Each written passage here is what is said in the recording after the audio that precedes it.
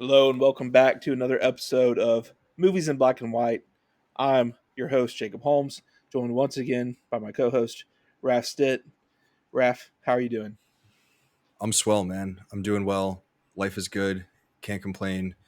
Got another great episode lined up. Always happy to chat with you. So good times all around. How are Awesome. you doing? I'm doing well. Yeah, it's been going nice. Just saw one battle after another yesterday.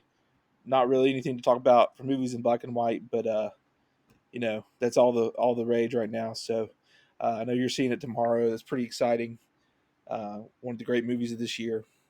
Uh, but we're not going to talk about that movie today. We're going to talk about another great movie this year. Hmm. And we're going to talk about two guys in particular who are kind of changing the landscape of what we can expect in cinema today. So, uh, if you've been following along with us, or if you're catching up on this podcast after it's released many months from now, um, you'll see that we've done the past two episodes. We talked about white savior movies and hood classics, which we kind of defined as white savior movies. We were kind of talking about movies by white people about black people for white audiences, and then for hood classics, we were kind of talking about movies by black people about black people and targeted for black audiences specifically. And so, what we're trying to kind of talk about today, we've termed Blackbusters, obviously a portmanteau of black and blockbuster, um, which is kind of hard to define. And we've talked about how we do that. But basically, the idea is movies by black directors about generally about black people, but for mass audiences and general audiences, spanning demographics. Um, so that's kind of how we got to where we're at with that. But we're going to talk a little bit more about that. Raf, is that kind of a definition that works for you? That makes sense for me. I'm ready to rock and roll with that. And where we're at with that is we haven't really seen a whole lot of that historically, due to obviously like a lot of things that have held that up in the past. We're still trying to catch up to progress in the cinema side of things, and there are two directors working today that we specifically jumped right into our mind as the two that are kind of leading the way in this, which is not hard to probably guess. It's Jordan Peele and Ryan Coogler, who have kind of come about almost at the same time into this kind of space. So I have seen all three of Jordan Peele's movies before we jump into this discussion, and I have only actually seen two and a half. I've seen some of Black Panther too, but I've seen Black Panther and Sinners. So I have not actually seen Fruitvale Station. I have not seen Creed because I have actually not seen Rocky. So you know that's Okay. hate for that Yeah. probably. But and was there that's it, right? That's the five Coogler movies. Fruitvale Station. Yeah. I Creed. don't I Yeah. don't think he did Creed 2. So Fruitvale Station, Creed, Black Panther 2, Sinners. Yeah. So, and then of course we'll be talking. We won't be talking about as a director, but Michael B. Jordan did direct Creed 3, Hmm. which is kind of part of Ryan Coogler clearing that path maybe a little bit. So, very interesting to watch. But um, what is your take on that as far as before Coogler and Peele? Are there any really major movies or directors that kind of fit into that bill of what we're talking about? Not really, because a lot of what we were talking about in the last episode, right, with like hood classic directors, and a lot of times those were folks who then were shut out by the Hollywood system and not given opportunities to direct more and bigger movies, right? And then if you do think of the one sort of like mainstay as a prominent voice in black filmmaking, you have Spike Lee, but he never really made big blockbustery movies. You could say maybe Inside Man was like his first one, but that was like 30 years into his career. So really before Coogler and Peele came along and kind of like changed things up in Hollywood, there weren't too many folks who we could think of behind the camera, right? Like there were certainly movie stars in front of the camera. You think of like Denzel and Will Smith, who are two of the biggest movie stars of the 90s and into the 2000s. But in terms of filmmakers, directors, writers, and like now turning to producers, Peele and Coogler are like really the two people who are sort of spearheading and pushing along this movement, and are probably the two biggest examples of it. Right. And so some guys that we talked about just a little bit, just as we were trying to, right before we started this episode, we were just going through some of that. And one, you could kind of try and say, so F. Gary Gray, the director of Friday, which is, kind of, we talked about a little bit last week, is kind of something I was thinking of like a hood classic or a comedy. It's just obviously a very classic film about black people and more of a humorous take. Um, Mm-hmm. but then he does some blockbuster type work. Like he has a the Fate of the Furious. He was on as director. He did the Italian Job, which maybe I don't know if you really count that as a blockbuster. Straight Outta Compton Mm-hmm. would kind of fit this bill to a degree. It's a little, I think, a little less of a blockbuster intent, but it kind of fits. And Yeah. he did do Men in Black International, which it was a blockbuster. Just everyone forgot about it because it was a big a flop. So that's one example of someone who could almost fit the bill. Yeah, it's interesting because Straight Outta Compton isn't like something that you think about as a blockbuster, but because I feel like usually when we say blockbuster, we're thinking like summer action movies, but music biopics are also like really big, broad audience kind of movies. And I think Straight Outta Compton made a lot of money. Surprisingly, it might be his highest grossing movie, unless Fate of the Furious also made a lot, because I feel like those movies always perform well internationally and stuff. So yeah, Straight Outta Compton, like I feel like that surprisingly made a lot of money, but I So don't know that for sure. he fits in a sense. And then there's Hmm. Tim Story. Tim Story, did he? So is he the director? I want to make sure I'm not just um, checking Google and not getting it right. So yeah, so Tim Story directed Barbershop. Um, he also, but he's done a little bit. So he did get a chance with Marvel, kind of like Ryan Coogler. With a big difference being, so Tim Story Hmm. directed the Fantastic Four and Fantastic Four sequel for Marvel back in the early thousands, which obviously doesn't have to do with black people really. It's just a superhero story.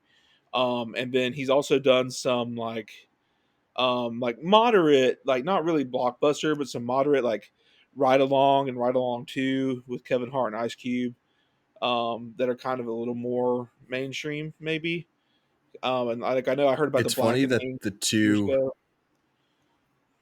Go ahead. it's funny that the two other directors that we're talking about are both people who first worked with Ice Cube. Like, is Ice Cube kind of a kingmaker in Hollywood? Ice Cube has a lot to do with it, probably. I mean, especially when you consider Straight Outta Compton being so Ice Cube prominently in that as well. Yeah.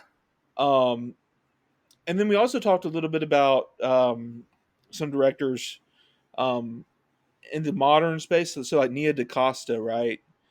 Um, Yeah. Nia DaCosta did what? Did she do Candyman? She did the Candyman remake that was produced by Jordan Peele.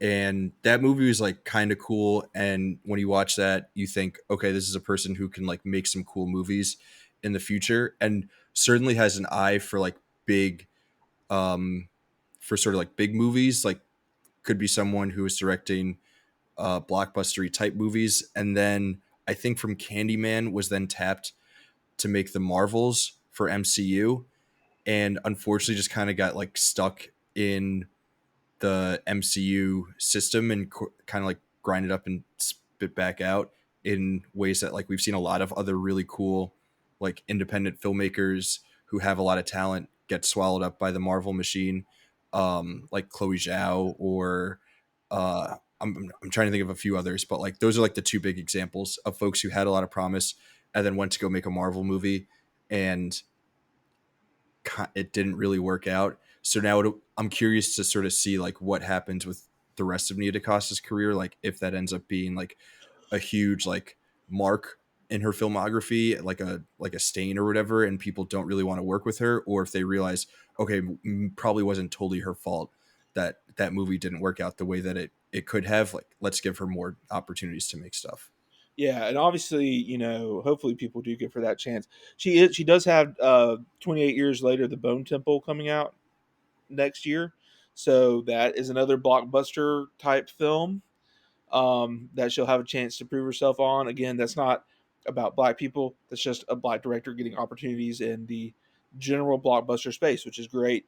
Um, and And she maybe she has also, more of an eye for like horror movies, right? Because Candyman was kind of cool. I think that was her first big project. So maybe 28 years later project will be uh, a better fit for her than the MCU. yeah, absolutely. And she had a movie come out this year, Hedda, with really good reviews, but that is not a blockbuster, so that doesn't really fit. I also just thought about too, um, another obvious one to bring up, probably Raph, that we didn't discuss was Ava DuVernay, um, Oh yeah. because she did do A Wrinkle in Time for Disney, which was kind of moderately received, but that's a blockbuster. Mm-hmm. And that movie's probably like blacker because of her. I mean, right? Maybe. Mm-hmm. Um, and then she did Selma, which is not like a blockbuster, but it's a really well regarded film. I mean, it's pretty well known. So she hasn't done a whole lot of blockbuster work, but she did do Wrinkle in Time, and I think she's going to have more opportunities to possibly helm a blockbuster in the future. Um, so Yeah. I think of her as more of like a smaller scale, dramatic kind of director. I But think that is what she is right now, what she has been, and what yeah. maybe she will continue to be. But she did dip into a blockbuster setting. At one point, we also talked about Barry Jenkins, the Oscar-winning director of Moonlight, who was given the chance to do the Lion King sequel for Disney, which was as fine as it could be. Honestly, I mean, Mm-hmm. he did a fine job directing it. But again, it's set in Africa, but it's animals. It's not about black people. So we really focused on the Ryan Coogler and Jordan Peele really stand out in this Mm-hmm. way because they really have had every one of their projects has either been in the case of Jordan Peele, every single one of his projects has been an auteur vision, completely original.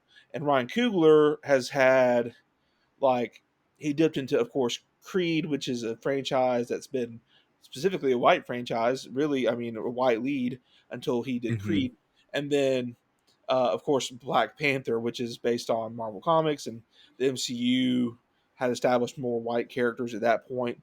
So those were huge deals. But even with those movies, I haven't seen Creed, but with Black Panther, I think Ryan Coogler had a whole lot of room to operate on that world building and that setup that maybe Tim's story with Fantastic Four, like what are you going to really do? You know, Black Panther was kind of like give this black visionary director the keys with just the basic layout of the comics and just let him go to work. And um, so so we really see this rise. This really begins. Ryan Coogler directs his first project, Fruitvale Station, in 2013, which is not a blockbuster type film, but it's apparently very good. I really want to see it. It's on my list Mm-hmm. to get around to. And then in 2015, he gets Creed. So Coogler is the first on the scene in terms of this blockbuster space, and he kind of breaks a trend that you were talking about last week in the Hood Classics episode, right? Yeah. Where he's given the opportunity based off this like small indie project about a dude in Oakland, and from there he has this wild idea that I think he had said that he had been like holding on to for years at that time, to make a sequel to Rocky about like bastard child or like lost child of the Apollo Creed character. And I guess, Sylvester Stallone read it and he was like, yeah, we should totally do this. Um, because like, he understands a good script, and obviously Ryan Coogler is like an insanely talented person. So it seems like every step along the way, people have like, it's sort of like undeniable how good he is. So it seems like that's why a lot of his projects end up getting made. So yeah, he kind of like breaks that sort of that mold or whatever, or that like previous way of thinking that we were talking about with hood classics, and like those directors who show a lot of promise actually being given an opportunity to, you know, make that the next movie something a little bit bigger, something a little bit more ambitious. And with Creed, he kind of knocked it out of the park. Yeah, yeah, and so he's still involved in producing the Creed series, right? I would assume so. I don't Um, know for sure, but I'm sure he does. yeah, well, it looks like okay. So I'm just looking it up because I had not prepared to like ask that question until just Hmm. now. I just thought of it, but the story on Creed 2, story credit to Ryan Coogler on Creed 3. So I think he's been involved with the Hmm. story for all three of those movies, and that box office has only been climbing. So he entered that stage with Creed in 2015, 174 million worldwide. Creed 2, he is no longer the director. And who did? Let's see who directed Creed 2. Let me just pull that I have up so no that we get idea. their credit. Um, you probably almost assumed it was Coogler. Um, Stephen Capel Jr. So he handed it off to another black director who has since done Transformers: Rise of the Beasts. that's that's the uh, that's the movie that Stephen Capel Jr. has done since Creed 2, which did that have? I don't remember that, but that's a big blockbuster movie. Uh, Yeah, it's Regardless. like, it's pretty big and dumb, but for some reason I don't hate it. I think I have a soft spot for the Transformers movies. Um, Well, I and that mean, movie's cool for like, it has a 51% on Rotten Tomatoes, which for like a big budget live action Transformers is like pretty good. yeah, the first like 45 minutes of that movie are like pretty solid, which And I feel then like is saying a lot for a movie like that. yeah, I mean that's Transformers is just such a it is what it is. So um and then Creed 3, of course, directed by Michael B. Jordan, who is a frequent collaborator with Coogler. That will be interesting to see when he gets behind the camera again. So, but anyway, going back to Creed, um, Coogler is given the keys to do Creed based on an idea he had, which is really important. So that kind of goes with Peele because it's easy to look at it like, well, Ryan Coogler was just brought into this franchise as a director, but no, he actually is the visionary behind Creed, a story that has not only worked.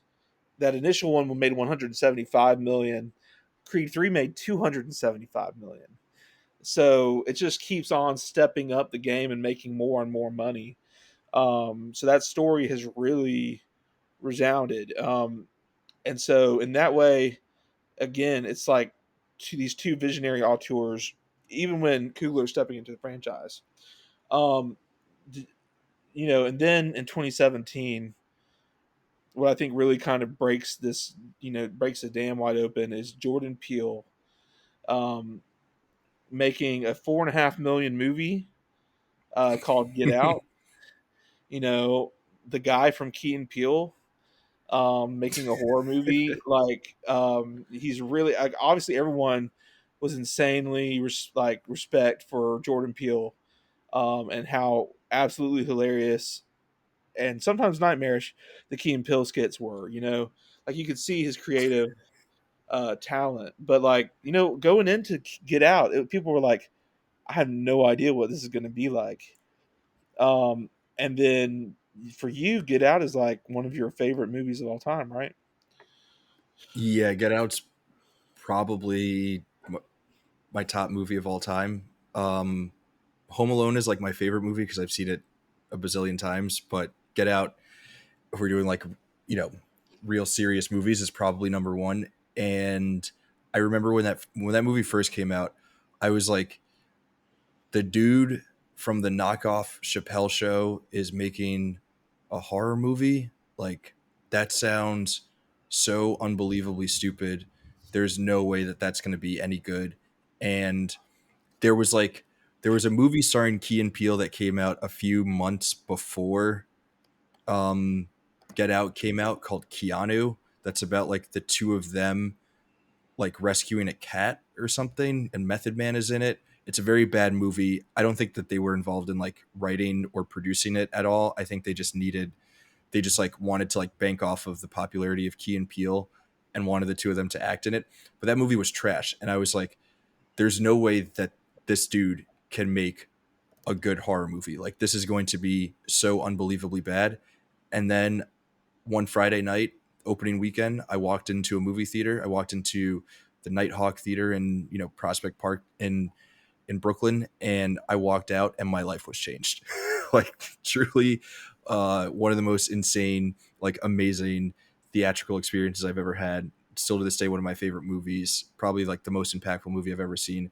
And like you said, it made what, 275 million off of a $4.5 million budget. Like, absolutely insane. And not only did it change a lot of things for like me and how I understand movies and like myself and my relationship to movies, um, but it also kind of changed the industry in the ways that we're talking about now in this episode, where now the name Jordan Peele is so big that you slap his name onto a project as a producer and you have people walking out of it saying, um, you know, oh, I that's so weird that Jordan Peele directed him because it's not as good as his other movies. And it's like, guys, he didn't direct it.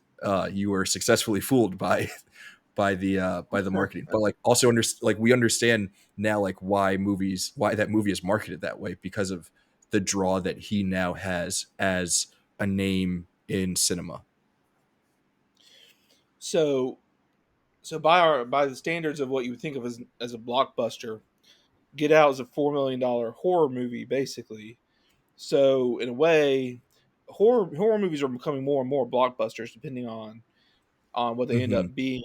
Sometimes it's hard to tell, but like Weapons, Final Destination, Bloodlines, both ended up being pretty big blockbusters. So you can't; those lines are not squarely set anymore. But a $4 million horror movie that's very much about like race and like, it may not have been intended to be a blockbuster initially, but it became one, and kind of set that standard for Peel moving forward. Um, but one of the things to talk about too is like, so when we set this definition up earlier, we said that these movies are by black directors and they're about black people, but they're more Mm-hmm. targeted at like mass audiences. Um, but what kind of separates? Can you? I don't know. This is maybe a really difficult question to even try and answer. But what separates Get Out as being more appealing to like mass audiences? Do you think than I don't know, like a Boys in the Hood? Is it just a style? Well, I Go think ahead. it's one. I think it's operating within genre, right? So horror fans are some of the most like loyal movie fans out there, as like people who are dedicated to a particular kind of genre. So I think that people are like always going to be interested in that. And I also think that that movie just hit at the perfect time, right? Like, it came out in February of 2017. And if we're thinking about the context and like the backdrop of America at that time, we're a couple of weeks into the first Trump administration, where a lot of people are thinking that we're living in this like post racist society after, you know, 8 years of Obama being president or whatever, and we now have this like hard shift back. So I think it was like one of those like really great happy accidents where the movie came out at the perfect time. To one of the like takeaway lines in the movie is the joke, I would have voted for Obama for a third term. Like, it really just hit at the right time. So I think between that and like that word of mouth growing, and also I think sorry first having the like horror audience going and seeing it, and then you having like specifically like black horror fans going to see it, and then from there the word of mouth spreading because it hit at the right time, and is like a incredibly well made movie. So all of that kind of like added up to it, and ending up being a blockbuster that's taking home Oscars, a year later. We can probably say this kind of thing too because we're on our own podcast. The fact that the villains in this movie were like kind of white liberal types probably made it more like white liberal types were more inclined to still watch the movie and enjoy it and have some kind of introspection, possibly about how they treat people. Yeah. It's like Um, the funniest meta joke of all time of like white liberal dudes posting the Obama meme, not realizing that it's like about them and that it's like making fun of them, but like using it to make fun of other white liberals. It's amazing. And it's like, it still resonates, what is it? 8 years later. Like, yeah, and then also like if it had been the other way, the typical my neck of the woods white people, the villains, there probably would have been a lot of white conservative type people like upset, like, oh, we're just a movie making out the white people to be, but because it's white liberals, everybody kind of vibed with it a little easier, because they're not as touchy. So then we have Ryan Coogler. Ryan Coogler was given 35 million for Creed and turned that around into 175 million. So that's no slouch. Um, but really, where Coogler blows up big time is 2018 with Black Panther. And if Get Out changed the stage, then Black Panther just like completely destroyed the stage. Like, I remember all the stories about like the NAACP busing kids out to go see Black Panther, and like all the like field trips, like just black churches were, I mean, like community groups were just packing those theaters out. In addition to white audiences that were already uh, loved the MCU, already were introduced to Chadwick Boseman in Captain America: Civil War. Um, and you were just talking about that was the top MCU box office movie of that year, right? domestically, yeah. So 2018 is kind of like, it's hard to put our brains back in that time. This is peak MCU, like peak MCU, right? Phase 3 is heating up. This is like Guardians of the Galaxy 2. This is post Captain America Civil War. So we're like gearing up with Spider-Man and stuff. Like Thor Ragnarok, I think, came out this year. Infinity War came out this year. And domestically, Black Panther grossed $700 million to Infinity War's 600 and like 30 something $1 million domestically, which is insane.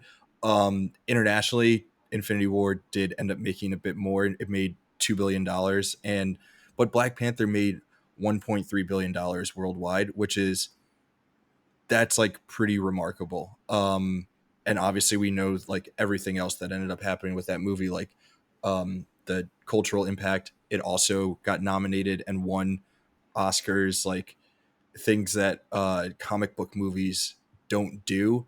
And it was because, at the center of it is Ryan Coogler, who can like make the shit out of a movie. Yeah, absolutely. And so that's interesting too that Ryan Coogler, um, he started in the franchise. Well, he started with Fruitvale Station, and then he immediately jumps into a franchise, even though it's his own story. And then he jumps into the biggest franchise of all time, the MCU. Who knows what his contract looks like? So he's got Black Panther. It destroys everything. The box office. It's getting critical raves. It's just a huge deal. Um, and then we have to go from where they that.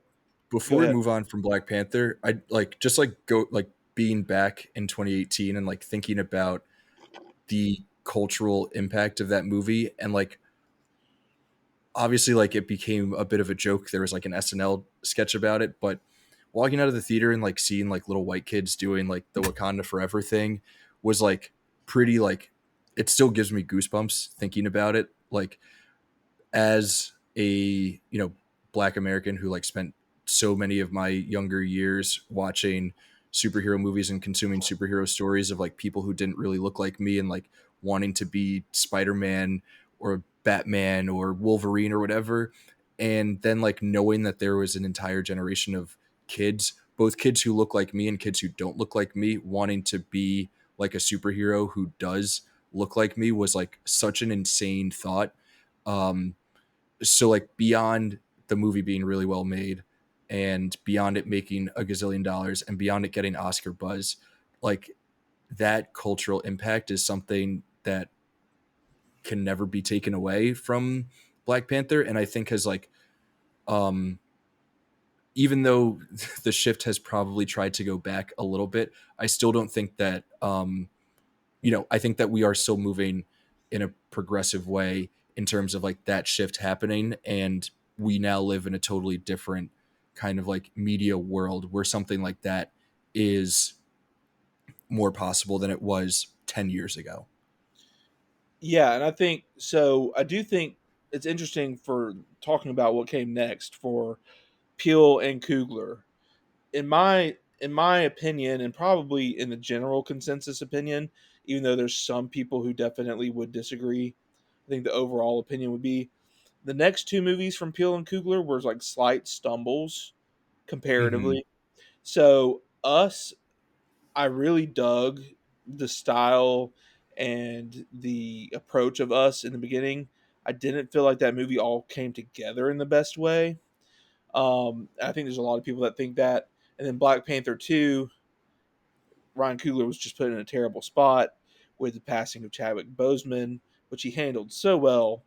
Black Panther 2 is not bad, but between Chadwick Boseman passing away and between like the MCU now faltering a little bit and trying to add in little pieces it felt like into that movie that maybe weren't for the best, you know, it just struggled a little bit. And so but these were still two very profitable or two very they made good money. Us was still everybody was looking forward to Us when it came out. People were really looking for the next Peel movie.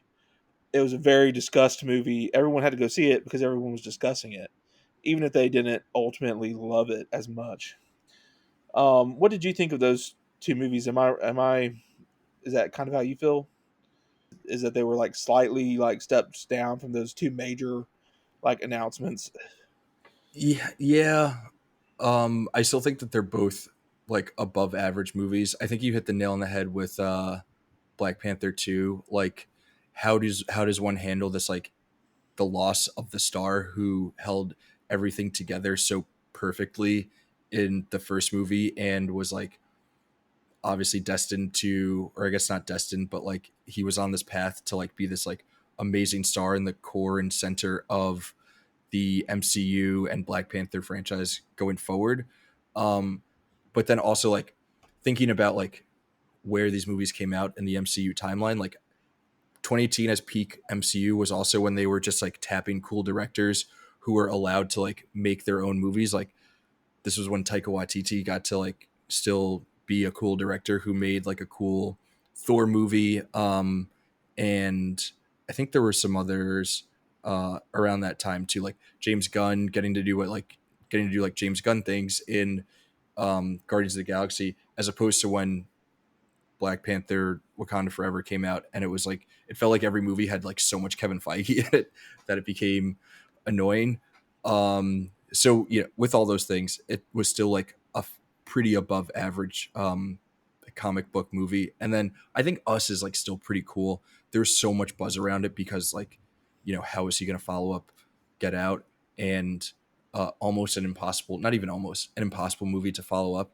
And I think Us is like pretty solid. It spooked the hell out of me when I first saw it. So I thought it was effective in that way, and it was cool. And I think we'll talk about this with Nope too. But it was cool that like it was about black people and that it was like about a black family, but it wasn't necessarily about like being black in America. Although there are like elements of that that are at play, even though it wasn't like the main focus of the story, Yeah, which I thought was which I cool. think is really interesting because Peel came in so hot with Get Out, and there's a question of what is Peel going to do next? Is it going to continue to be? People assumed for a while that every movie Peel did was going to be tackling race in America in some way, very directly, and Us certainly wasn't like that. Not really. Um, uh, one of the things that some white folks, I think, there was the white neighbor family in Us.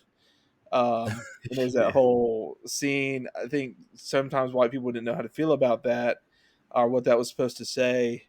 Um, and it's one of those things where these stories. So I think Pill stories, especially, it's getting harder. This question is becoming irrelevant. Like, how should white people engage with these blackbuster movies that are still like very so like Get Out is a little bit different, right? Get Out, no matter how I feel about that movie, I'm never going to experience it in the same way that you do, of course, as a black guy who could actually be in that situation, like that fish out of water in the with all the things that entails. Hmm. But Us is not nearly that way, and then Nope is really not really about race in any way. So it's not really. So I think that question is when it comes to like Us and Nope. I don't think that question is that difficult, but I do know that there were some people in the white side of the aisle, maybe conservative, honestly, maybe the conservative side of the aisle, that were like Jordan Peele had this white family in there just to get murdered and look stupid while "Fuck the Police" plays. What is that all about? So you know, do you think Jordan Peele? Do you think that's just like a subversion of like what we've seen in so many horror movies in the past? Where I mean, obviously, there's a whole trope about black people dying early in horror Yeah, movies. You know, yeah.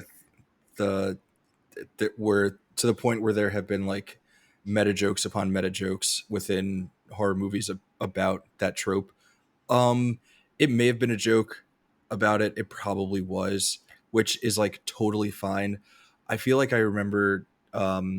I don't know if it was around the time of Nope or Us, where I saw online that someone was complaining about Jordan Peele only casting black leads in his movies, and he was like, "Look, man, like there are like 8,000 million bazillion horror movies that star white people that aren't necessarily about like being white in America or whatever.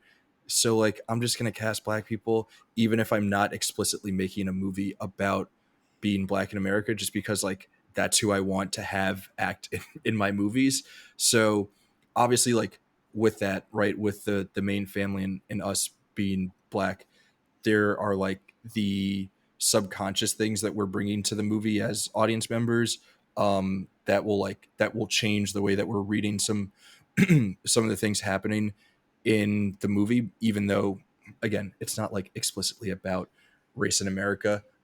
Maybe it's implicitly about those things because of the casting choices, which is cool. Like movies are implicitly about all kinds of things all the time. And how we read into them or choose not to read into them is kind of like part of the fun of watching movies. Like you can watch Us and just be like, this is a spooky ass movie about a family being chased down.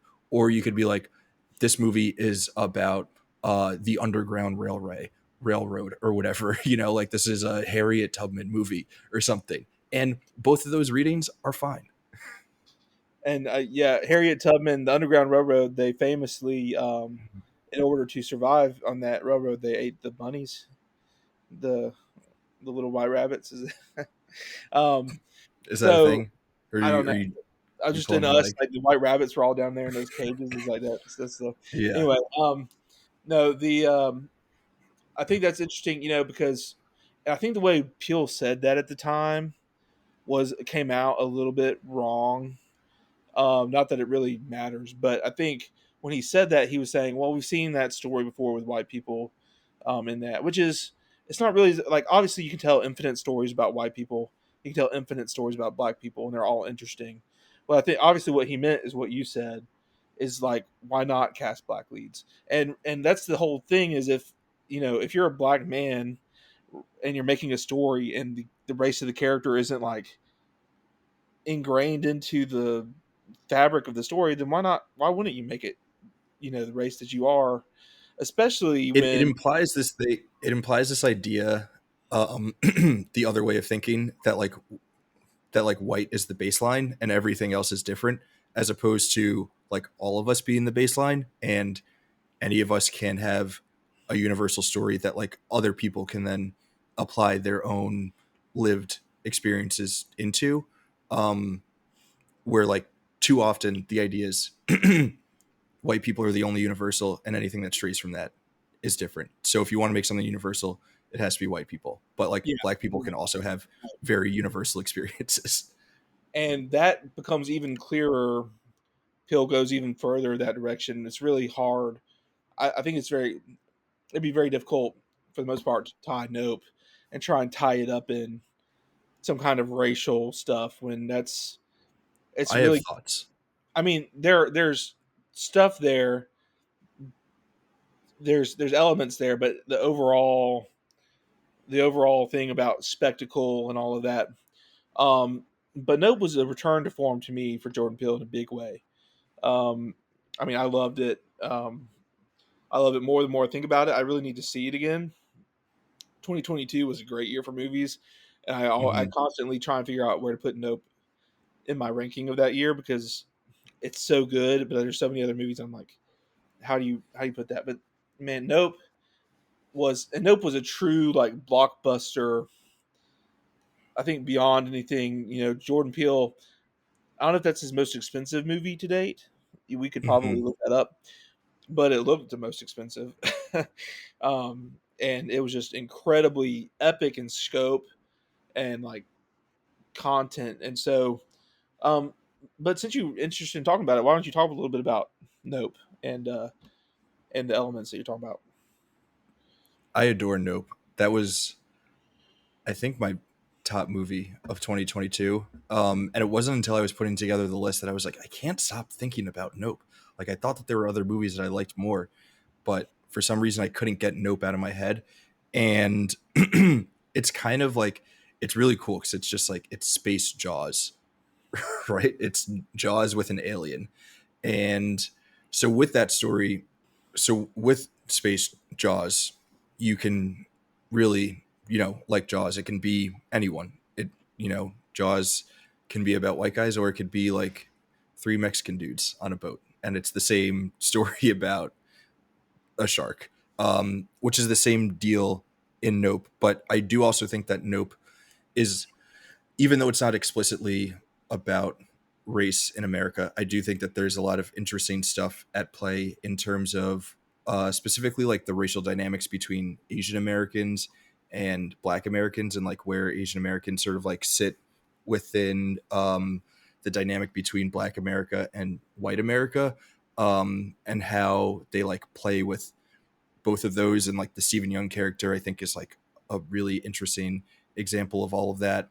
But it's also right, it's this big spectacle thing, but it's also about like capturing images and who has ownership over these images, like who has the ownership of the image of the alien, who has ownership of the image of that black jockey riding the horse, and things like that. So like it's about like the spectacle of blackness, but like also black people making sure that they have the ownership over that spectacle, and it's not being like co-opted by a white producer or anything like that to then share with other people, or like an Asian producer to share with other people, and things like that. So even though it's not, there are like very few moments in that movie that are explicitly about race relations in America. I do think that there are some readings that you can take away where it is something that is at play.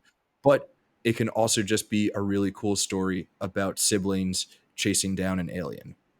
Well, that and no, that theme that you talked about, though, is definitely, I feel like that's there. That makes sense. Ownership of the images is definitely part of that, and it's a pretty good segue into the most recent of these films, with Sinners, because uh, the ownership of culture and the things that Sinners is about is really kind of ties in. So Sinners. Is the latest hit from Ryan Coogler. We're fresh off. It's great news because we are still getting them. It feels like we're keeping the pipeline going, and it's Coogler kind of bouncing back. He's out of Marvel.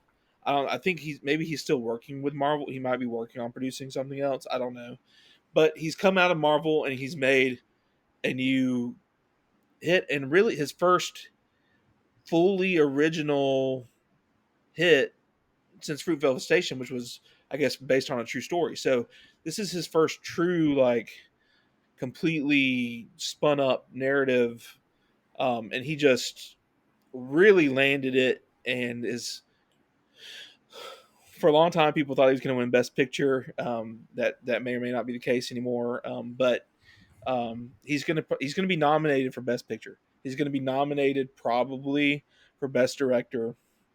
And so we're keeping that going. And what do you think about Sinners and the latest in Coogler bringing a big black It's blockbuster Sinners movie is that just insane. everyone seems Sinners to love? is a phenomenon.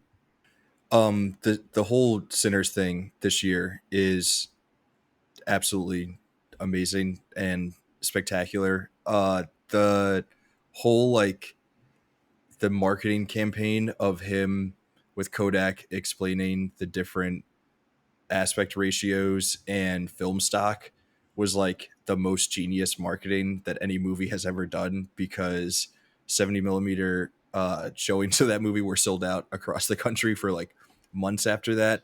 Um, but I mean, yeah, it's awesome to see someone like come out of the MCU Disney machine, because it seems like so many other people have kind of like tripped coming out of it. Like mentioned Taika Waititi before, he doesn't seem to be the same.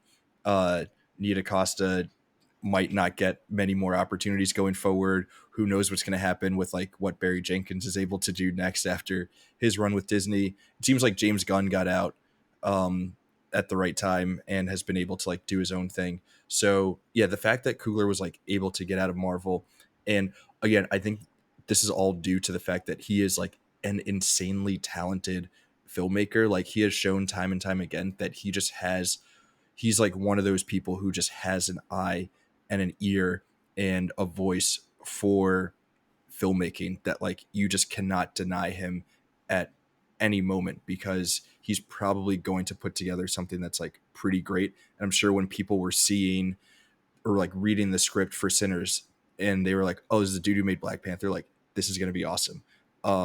Which is why didn't Warner Brothers like end up giving him final cut, which ended up being like a big back and forth or whatever. But yeah, I'm kind of rambling, but like again, Sinners, like a lot of these other movies, is one at the end of the day, spectacular movie, like amazingly, incredibly well made movie, insanely entertaining, but also contains like a lot of thematic depth and layers, which is really cool.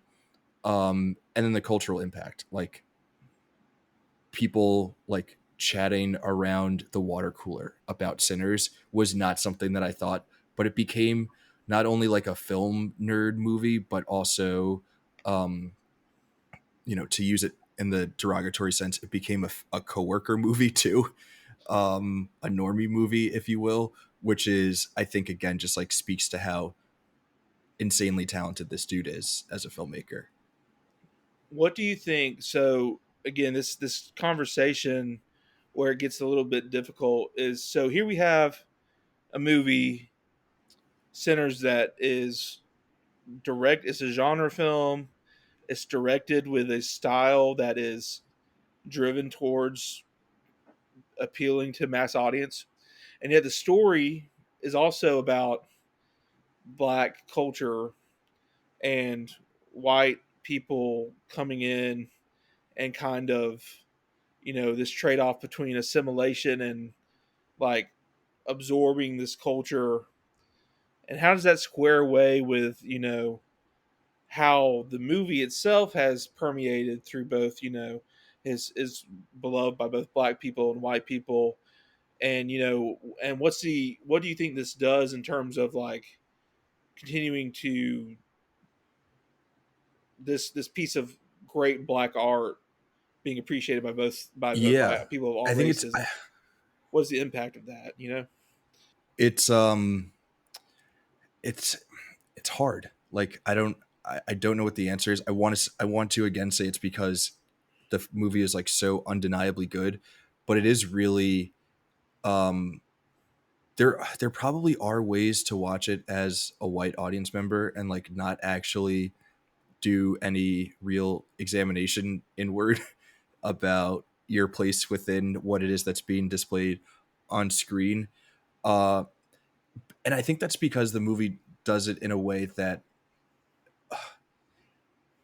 I don't know, because I don't want to say that it's not preachy, because like it's very obvious and evident what it is that it's trying to communicate. Um, but it might just be that it's like such a good movie. It's hard to, even if you disagree with like the politics of it, even though I don't really know that it's fully political. Um, Even if you disagree with that, you just like can't deny it as a film, um, which I think is pretty cool. Like I think we should be able to disagree with the movie's politics and still appreciate the art that it is presenting to And us. So it's a hard thing to sort of like jibe with. I don't know. What do you think about it?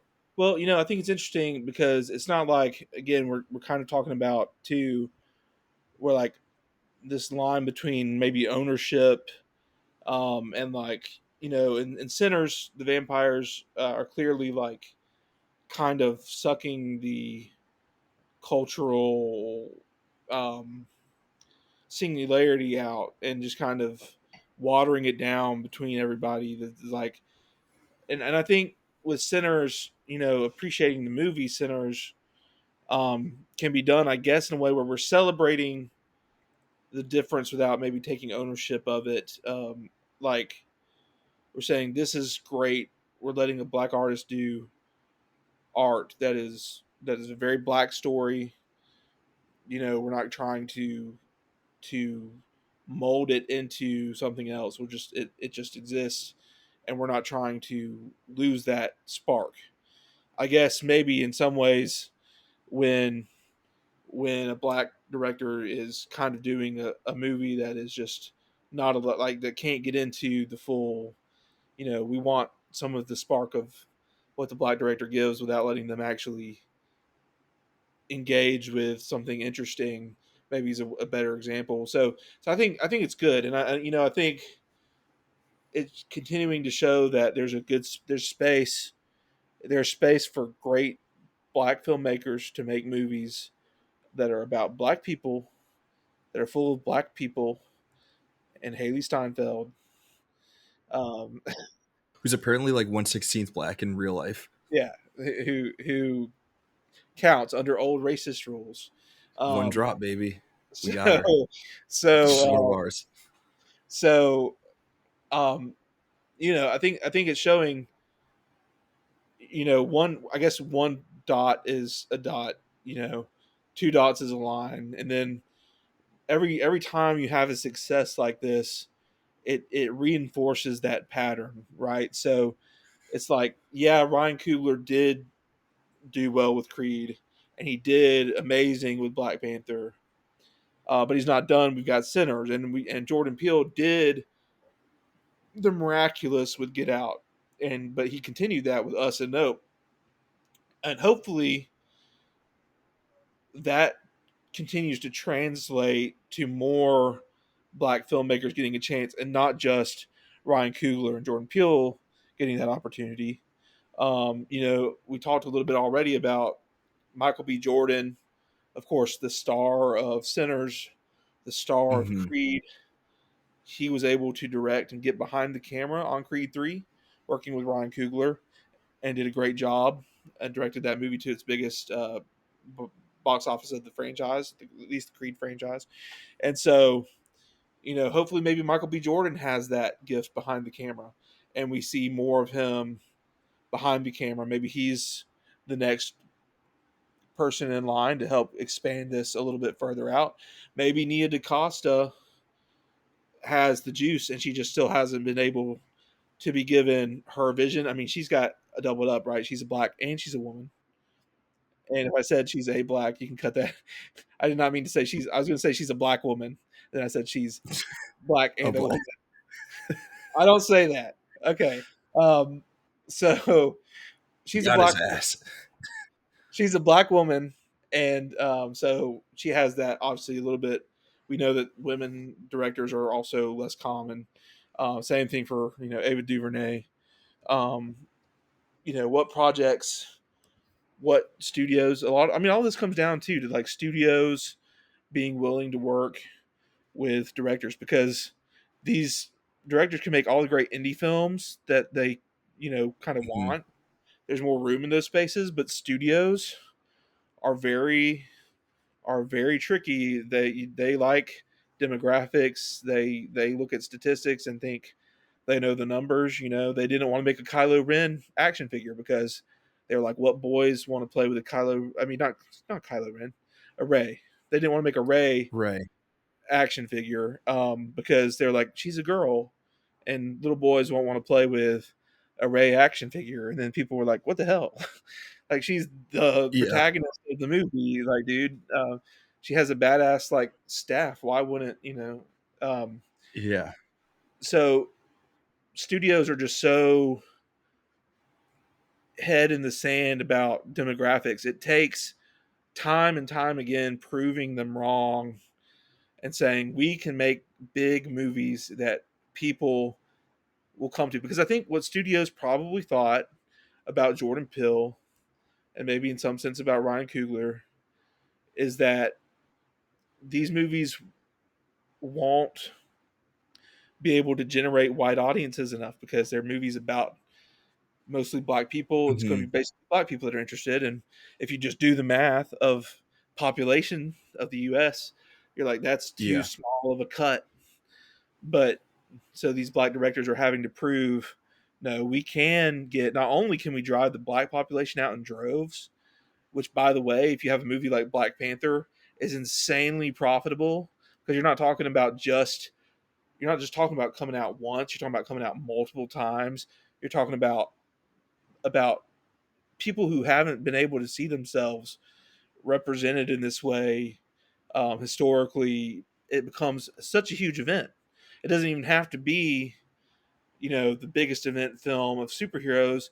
If it's a big movie in general like Sinners, and then you add on the fact that like, hey, this is about our people that you haven't gotten to see, black people will go out and show that film the love that it deserves. But then white people, we're proving that at least there's enough white people out there that don't care, that are fine with that. Like the Hmm. studios are more worried about that than probably the generic population of white people. There might be Yeah. some white I think. people that see Sinners and go, "I don't want to see that. It's not got anything to do for me." But then there's so many other white people that looks awesome.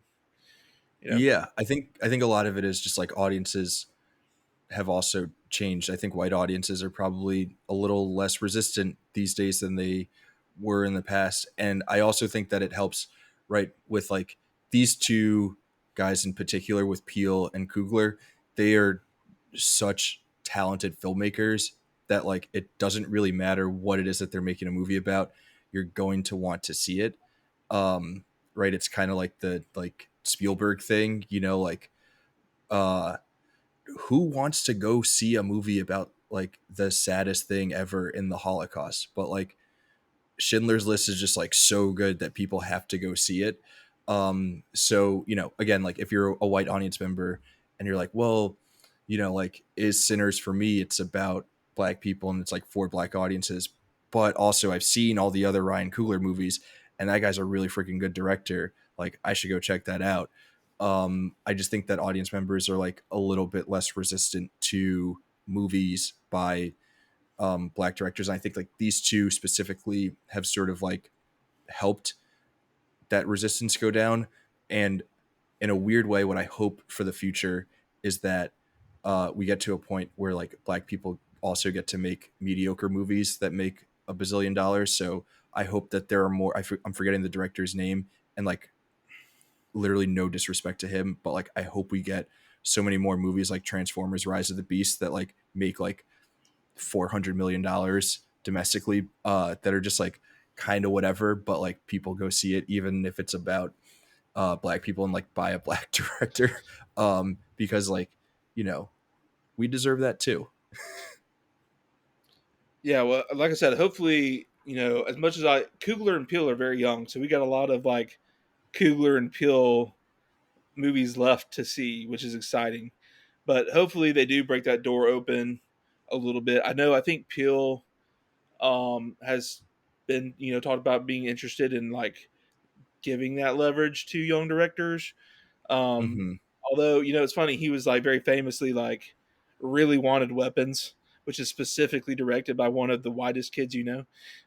So it's not like people. Yeah. It's not Did getting he twisted. want to direct it or produce it? He just wanted to produce it. He wanted it at Okay. Monkeys. So, but it's one of Very those. funny that the two director auteurs of our time are from sketch comedy shows.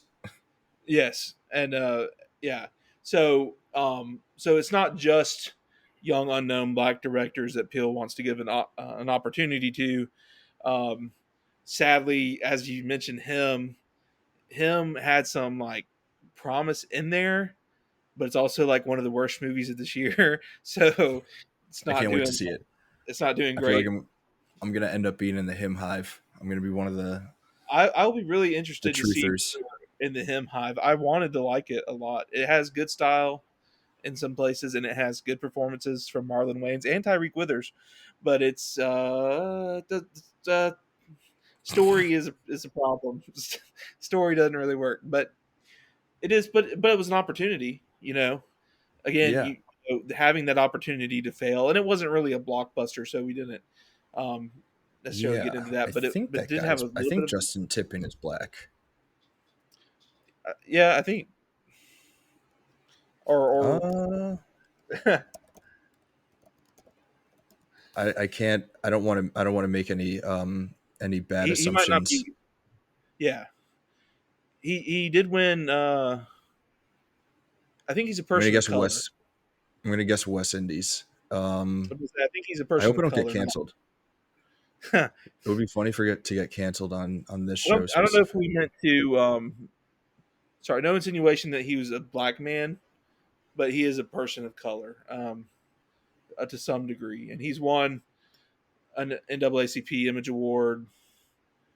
Um, yeah, I think he's at least a person of color. Anyway, the point being more opportunities for stories, and him didn't really fit either because it's a sports story. It is about. I mean, there's not that many people in it. It's a story about a black lead in sports, but which is kind of black dominated in professional football. But not really the same kind of deal that we're talking about here. But in general, hopefully more we get introduced to more Ryan Cooglers and more Jordan Peels is the point. We know that there's got to be more people like that, and see more of these stories to go along with all the great white stories that are out there already, uh, white blockbusters. And so yeah, I'm really excited about that. We'll be talking a little bit too. I didn't feel like this quite fit in this episode, but we should be able to get to it later because Into the Spider Verse movies, they're not Hmm. directed by black directors, but that is an example of a blockbustery type property that's got a black lead, and that will fit into our race swapping episode that we have coming up. Is that Um, next? no, I think we've got Propaganda next. Um, Oh, nice. although we could always switch the orders around. We haven't We released can these always to swap. anybody, so we could do whatever we want. Um, Yeah. but no, I think that's like we have a couple of episodes left in this season. We'll announce them now. We've got Propaganda, we've got Oscars So White, and we've got Race Swapping, and that will round out Hell yeah. season one. And And we have maybe 2025 in black and white. Talking yeah, about, bonus episode of 2025 yeah, in black and white, which will have us again discussing Sinners, as well as movies that Dalton immediately come to mind for this discussion, like Eddington. If you haven't seen Eddington, you would be like, "That's a movie for movies in black and white," and it very much is. Yeah. yeah, Um, so go see Eddington. Prepare for that, and we'll catch you next time here on the Movies in Black and White podcast. It's been a joy, Raph, talking to you about these movies, and always a looking pleasure. forward looking forward to some of these topics we have left. Me too. Can't wait. See ya.